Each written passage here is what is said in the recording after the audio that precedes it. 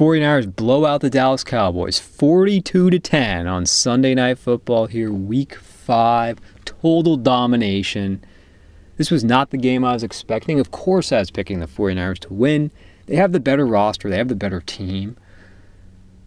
The question coming into the season, the question coming tonight was, we knew the 49ers were better than last year, but were the Cowboys really better than last season or the last couple of seasons? And headline, ESPN. This is so typical. Dak Prescott throws interceptions on 3 consecutive drives as Cowboys blown out by 49ers. Still all about the Cowboys.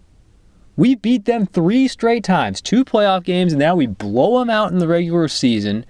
And the headline's still really about the Cowboys losing rather than the 49ers winning. But that's what you get from ESPN, right? And if the Cowboys won this game, I would give them the credit. They would get the attention, but this is about the 49ers. The 49ers remain undefeated. They're 5-0. The Cowboys now slip to 3-2. This was the first Sunday Night Football game between the 49ers and Cowboys, the NBC game, because there was going to be a game in 2020 in Dallas, and then it was flexed. It was moved to a morning game because, well, for a lot of reasons, there were injuries, especially for the 49ers, and we never got to see that game. It would have just been a waste. It would have been a meaningless game. This one was, in my opinion, with all the buildup during the week, the most anticipated regular season game in the history of Levi's Stadium. Regular season game. I can't remember a bigger one.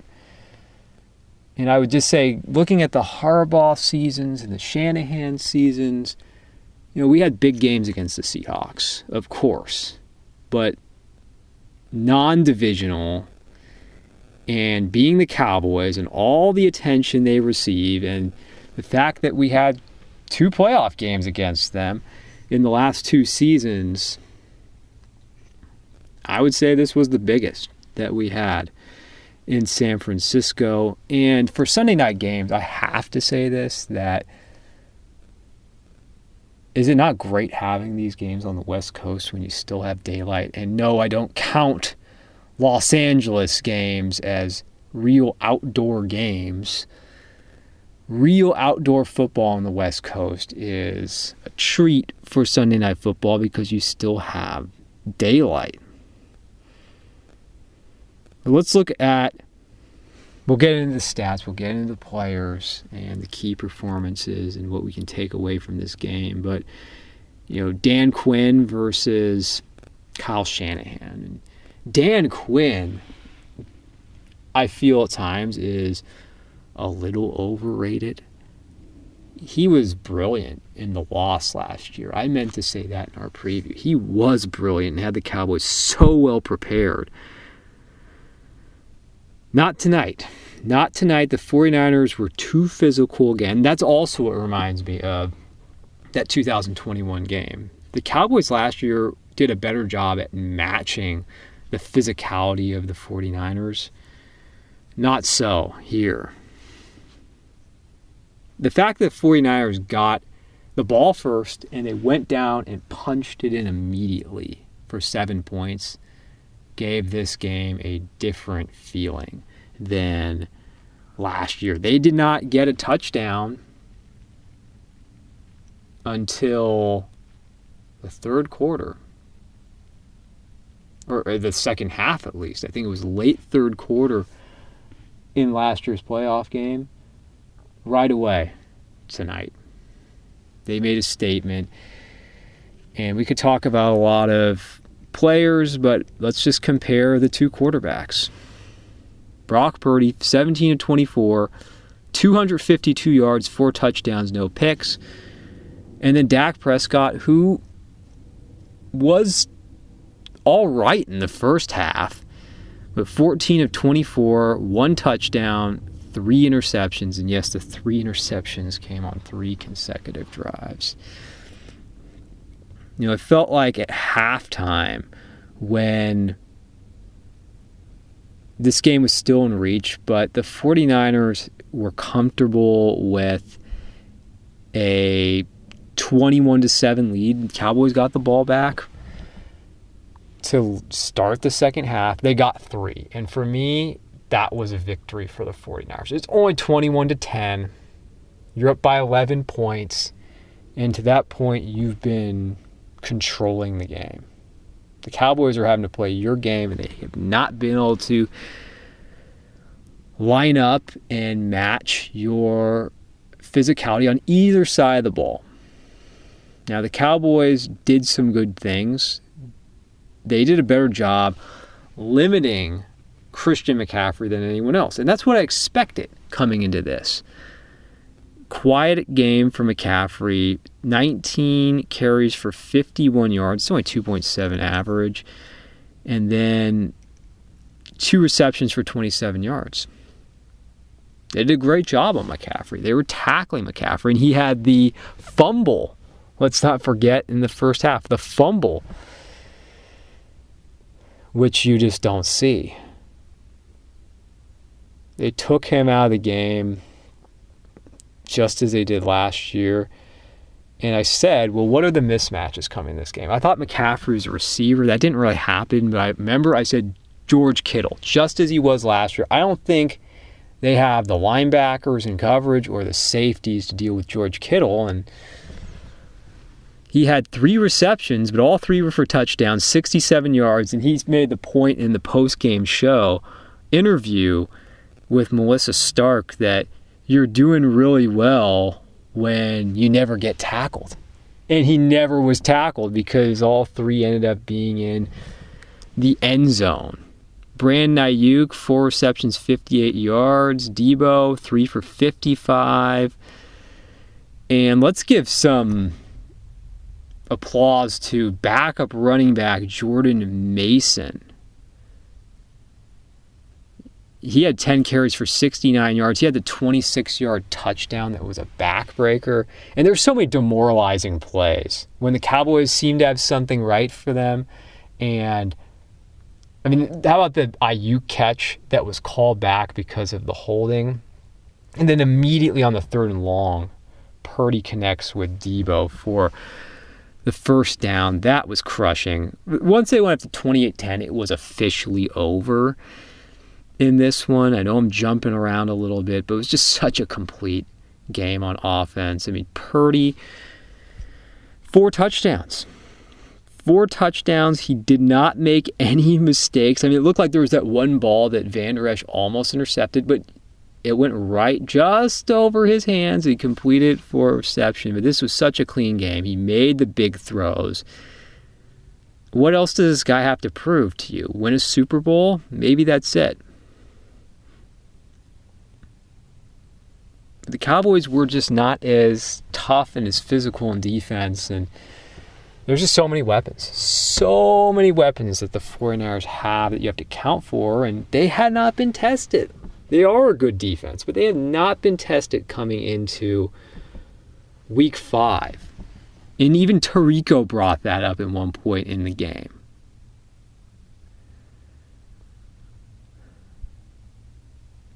But turnovers, the 49ers won the turnover battle. They did the little things right. They made the big plays. I mean, you just think about the touchdowns. I mean, that's what bothers me. I complain every game, I want more George Kittle. He does so much, yes, as a blocker, sometimes as a decoy. But could we use him a little more as a receiver, please? Because good things happen when you do. How about that flea flicker to Kittle? The reverse flea flicker, that was amazing. That was a highlight reel play that we're going to see many more times down the road. Well, as much as I want to talk about the offense, and Kyle Shanahan was excellent as a play caller. Sometimes if I want to have a little gripe, too much running Christian McCaffrey up the middle, okay. they were moving the chains. They really were moving the chains. And, I just want to see some more Mason, too. He is a nice complementary running back with a different style. He's a mean power rusher, but he also has some speed, too. He's not Jerome Bettis. He can also run and break it out for a big play.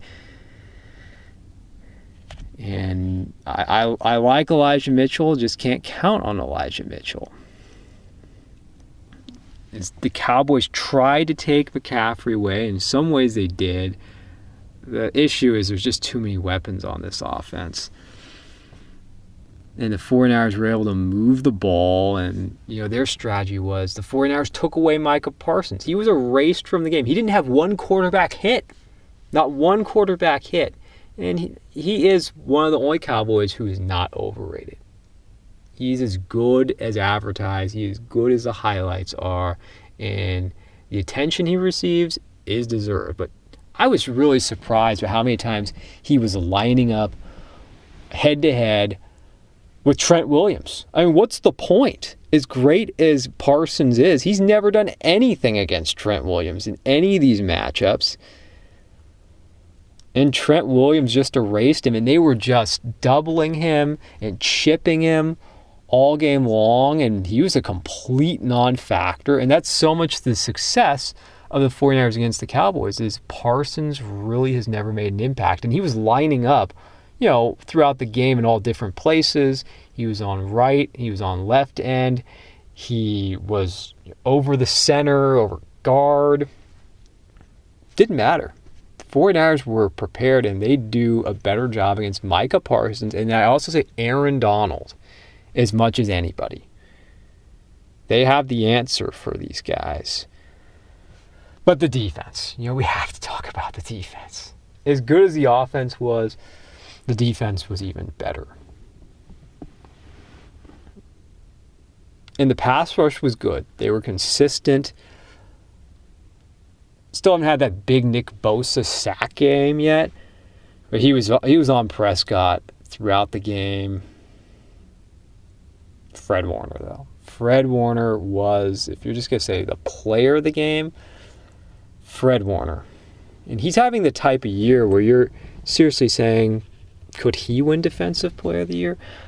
That is extremely difficult in this day and age in the NFL when it's all about sacks.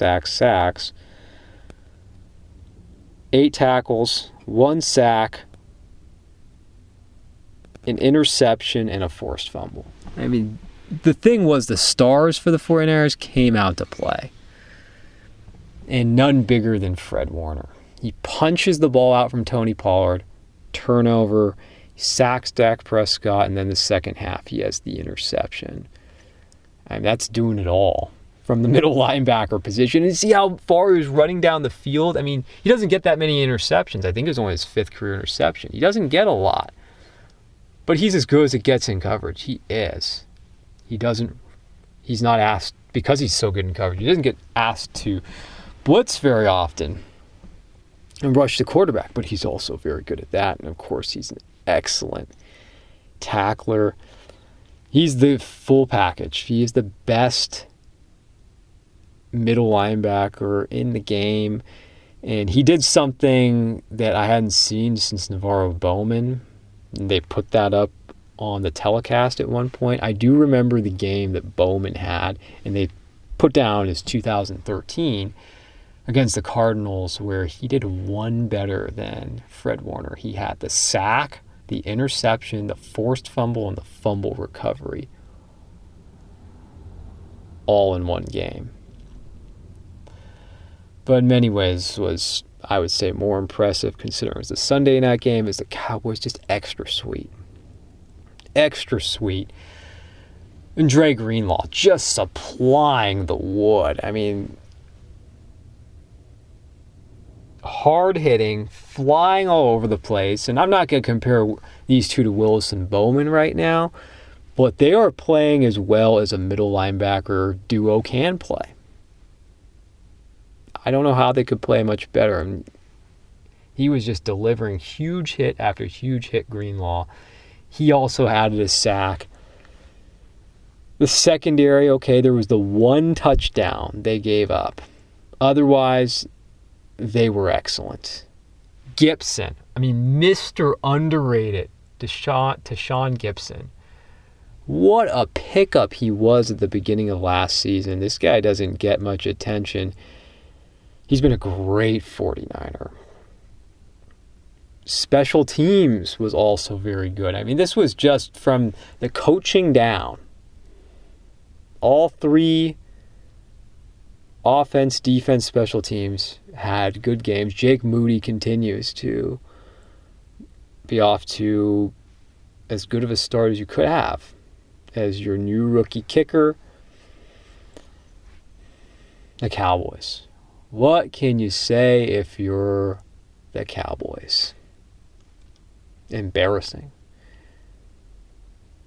There is a talent disparity. They're a very good team, but there's a talent disparity between the 49ers and the Cowboys.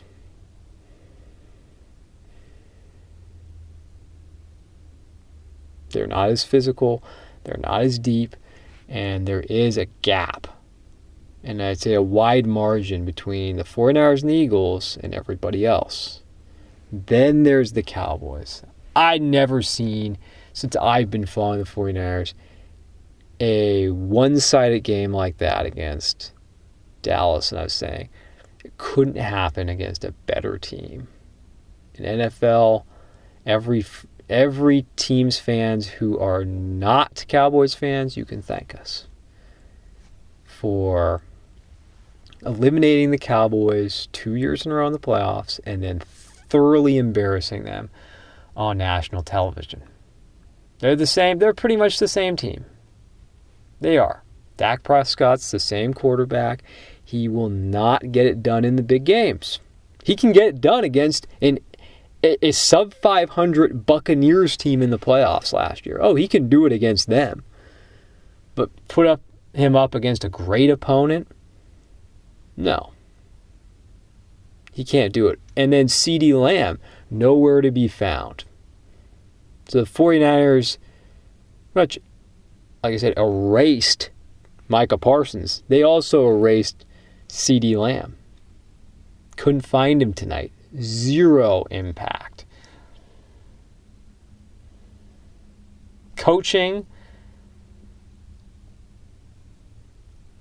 there is a talent disparity, as I said. Mike McCarthy,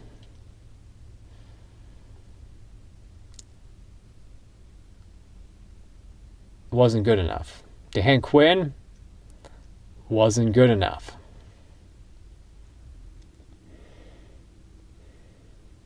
And if the Cowboys make it to the playoffs, they're probably going to have to go through San Francisco again. What a great game for the 49ers. What a miserable game for the Cowboys.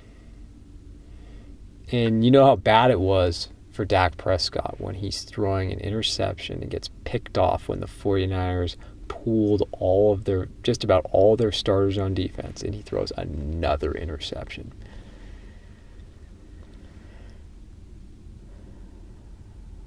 Yep, that's the difference between the great teams and good teams. 49ers 5-0, Cowboys 3-2.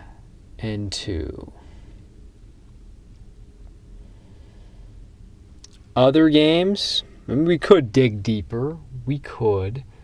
But other games today, the Chiefs win again. The Bills lose to the Jaguars. Not a bad game, a bad team, but the Bills are inconsistent. I don't know. And to fall behind the Chiefs in the standings already, you got to, if you're Buffalo, you have to say, we have to host a game against the Chiefs in the playoffs. They have to come and play on our field. We don't want to go to Kansas City. Lions, 4-1. Got to congratulate the Lions on that. Poor opponent, yes, but 4-1 Lions? Got to be smiling in Detroit. Eagles, 5-0.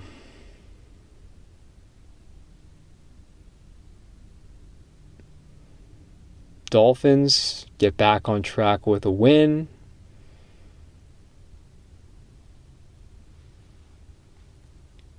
Bengals win. And how about next Sunday Night Football? Oh, Giants again. Giants and Bills. I see a big blowout in that one. It doesn't matter if Daniel Jones is playing or not.